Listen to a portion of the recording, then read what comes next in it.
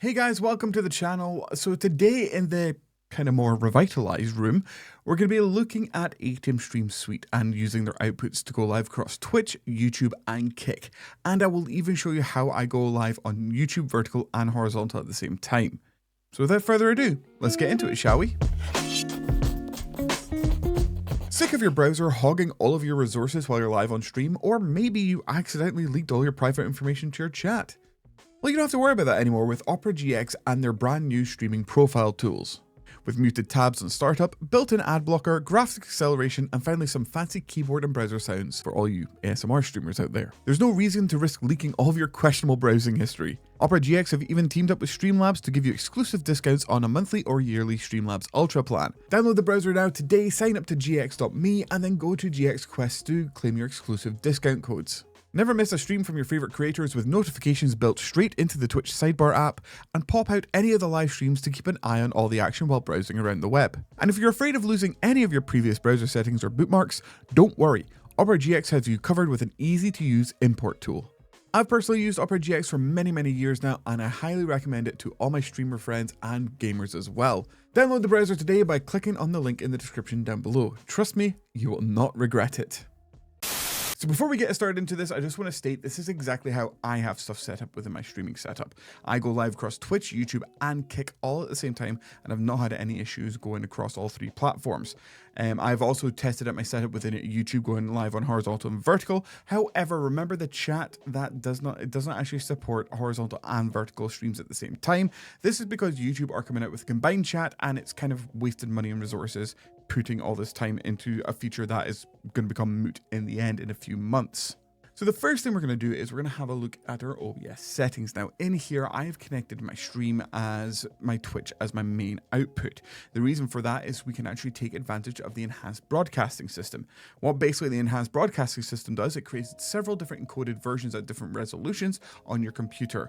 Now I stream in 2K, however, Kick does not support 2K format, so you have to use a smaller resolution.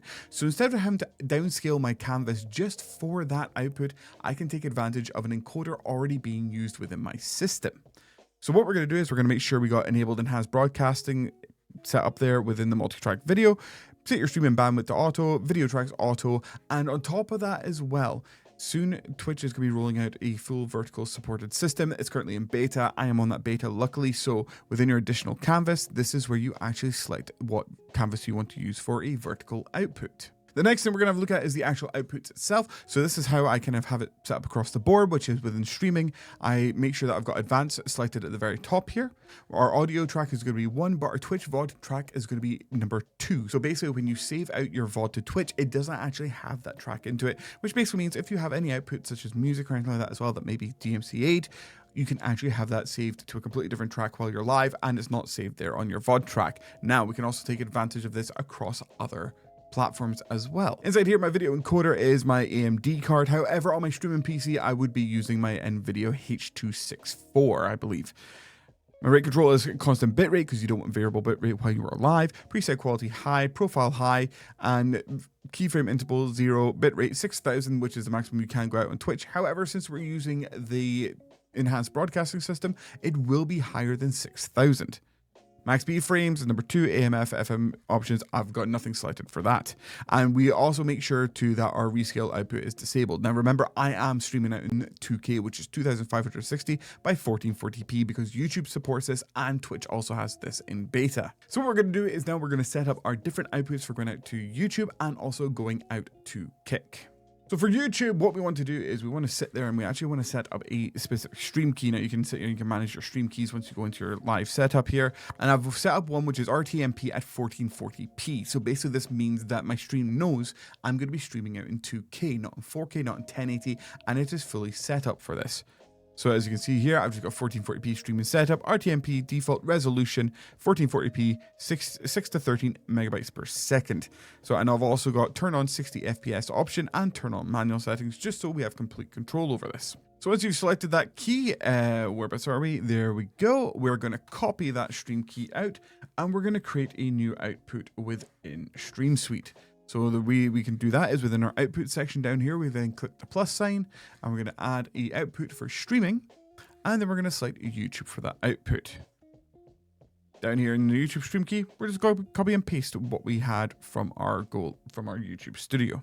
Once we've created that, we then, as you can see here, we've got hotkeys to be able to start and stop our stream automatically if we want to. So you can basically set this up across the board if you wanted to just have one button to go live across YouTube, Kick, and Twitch all at once. However, I would advise maybe staggering that out a little bit to maybe just 1, 2, and 3, because in the end, you may overload your encoders, you may have errors while going live, and you're not going to be able to catch that if everything's going all off at once. And there's a good chance you're going to crash your OBS system, you're going to overload the system. You don't want to be doing that. So inside here as well, this is basically going to be using our main canvas. Yet again, we can select whether or not if that outputs could be our main or vertical. And we can also pick custom encoder settings. So what I'm going to do here, I'm going to say we're going to use the main encoder and the default encoder, which is what we're going to be using from Twitch. However, within our audio encoder settings, we're going to sit here and select track number 2. So like I said, remember, we are going to be streaming out at 2K at 1440p. So therefore, we don't really have to touch too much here for the YouTube side of things. If you did want to increase your bitrate though, because YouTube does support up to 25,000 kilobytes per second, you could honestly sit there and create another output for this as well. Select your bitrate. I usually go for about 15,000. Keep the same quality, high pre-analysis, max B frames. YouTube plays very friendly with 2. Next, we're going to be doing is we're going to be using a Kick as our output. So once you have copied your stream key from your Kick dashboard, you then want to select a new output, select Kick, and then copy and paste your stream key into here. There we go. This is all ready for going out to live. Now we're going to have our main canvas as well, because that's going to be our main output. However, within custom encoder settings, we're going to do something a little different this time. It is currently not able to be selected, but obviously here we can see our output for YouTube and our main encoder. However, because we do need to either stream out in 1080 or less, we then either have to rescale our actual encoder, or we can actually reuse the Twitch enhanced broadcast. Now this will not show up until you have actually gone live on your channel. So keep that in mind before you set up Kick, go live on Twitch, and then you will have to then select this encoder from the output after doing so. And here we are now, after we have actually gone live over on Twitch using the enhanced broadcast, we now have a new selection here called video encoder index. So inside here, we can then select our 1080p rather than going 1440, which Kick does not support. Obviously at the same time too, because it is enhanced broadcast, your bitrate is also going to increase more than the 6,000 than what Twitch usually handles it at. And the same thing can also be done for YouTube. Because Twitch enhanced broadcast does actually use a higher bitrate, we are then able to actually select the 4K output to go out to YouTube and allow them to do the encoding themselves. So inside the YouTube tab here, obviously we've had our custom encoder settings, but inside the video encoder, we just select default encoder, and yet again, we get our video encoder index, and we can select our 1440p at 9,000 kilobytes per second, which is a lot higher than what the usual Twitch output is. However, like I said, if you wanted to boost that up to about 15,000, up to 20,000, you can do so using a custom encoder. And there we go, it's as easy as that. That's all our outputs done here. We've got them all selected down here at the bottom: Kick, YouTube, and Twitch, which is our built-in stream. They're all going to be using the main canvas as well. However, say for example, if you wanted to set up a backtrack or something like that using the vertical canvas, you can also do that too within our settings here, which is on our output. And we can then select a backtrack. Yep, there we go, 30 seconds, backtrack output. Select your recording path. Let's just do videos. Eventually, yep, there we go, it's popped up. Create backtrack video output, and the problem is as well, straight away before you actually close this window, you don't get your keys set up for starting and stopping your backtrack. So therefore, you have to go back into the settings, and there we go, we got our stop, start, and backtrack as well. So you can either do your main canvas or your vertical canvas, or you can do both of them. Set up 2 different backtracks. You can save it out on vertical and also horizontal at the same time. It's basically your instant replay of OBS. So that's how I do everything on here. Now, as I stated before, I have used this going live on YouTube vertical and horizontally. And what you actually technically need to do is you need to then actually have a output stream key selected for YouTube separate from your main horizontal output. So what we're going to do right now is we're going to remove the default vertical stream because we don't need that anymore. We're going to go over to YouTube, and we're going to make sure in here we're going to have manage stream keys. So I've got ones here, which is my, for example, my default stream key and my scheduled stream, which is my 1440p, or I can have my streaming setup, which is my 1440p. Again, we've already set this up for our YouTube streams itself. So what we're going to want to do is we're going to want to copy the default stream key instead this time. And then across onto Stream Suite, we're then going to open up our Stream Suite settings, click on Add Output, add another stream. Right, we're going to add YouTube again, but this time I'm just going to call it YouTube Vertical, and we're going to copy and paste our stream key into there. There we go. And inside here, we're going to have our canvas as vertical instead. Yeah, again, we can create custom encoders if we don't want to use any of the default ones for going output and everything too. But then obviously this is different resolutions, so you don't want to select them. So we're just going to keep this completely separate, and it's just going to use the default encoding that's already within our streaming setup. Now, the way that I got around this was within YouTube itself, I made sure that I actually technically scheduled both streams.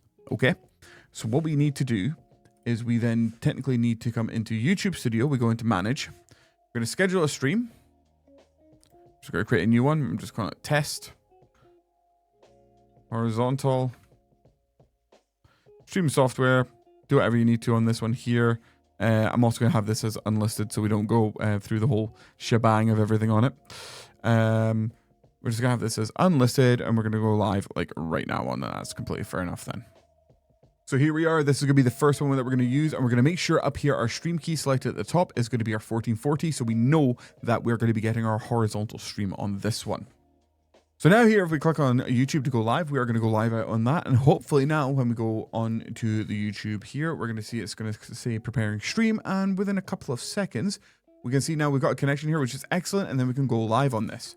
Now, the next thing that we're going to do, we're going to open up Studio in another tab. Okay. Then we're going to go create, go live. I'm going to create another schedule stream. We're going to call this one here Test Vertical. Now inside this one here, we're going to make sure that we select a different YouTube stream key for this, which is going to be our default instead of the 1440p streaming. So we're going to select our default stream key, which we set up for our vertical output.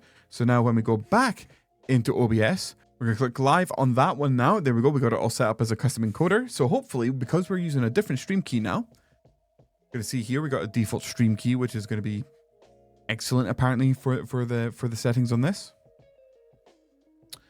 There we go. That is our vertical there coming through as well. And then on this one here, we have our main 1440p already there as well. And we can literally click go live on both of these streams. Obviously, these are unlisted, so they're not actually going to show on my stream right now, which is completely fine. And there we go. It's as easy as that. So all we need to do is just stop our streams as well. And don't forget, after a while, after about 20 seconds, it will eventually come fully offline on your actual channels. Now, the other thing that I did mention was the whole video VOD track thing, which was literally inside your outputs here within your Stream Suite settings. If you go to your custom encoder settings, you can select your different tracks, which is your VOD track. So if you, for example, your VOD track could be number 2, your main output could be number 1. Because your number 2 is not putting out any music to your Twitch VOD, you can then select that instead for YouTube or Kick. But yeah, that's pretty much all there is really to kind of set up yourself to be able to go live across Twitch, YouTube, and Kick, all 3 at once. Like I said, I don't really do the horizontal vertical streaming on YouTube. I'm waiting for the combination to come together for the chat. I kind of really have focused more or less on horizontal streaming across the board for things right now because I don't really post up on shorts or anything. So for me, using this method of obviously with the Twitch enhanced broadcast, using the different outputs from that video index, it seems to work very, very nicely. But if you guys got any questions about this, or if you want any other kind of tips or tricks of how to go live across multiple places at once, please leave a comment down below. If you like the video, Want to see more videos like this, subscribe to the channel. And until the next video, I guess I'll catch you then. I'll see you.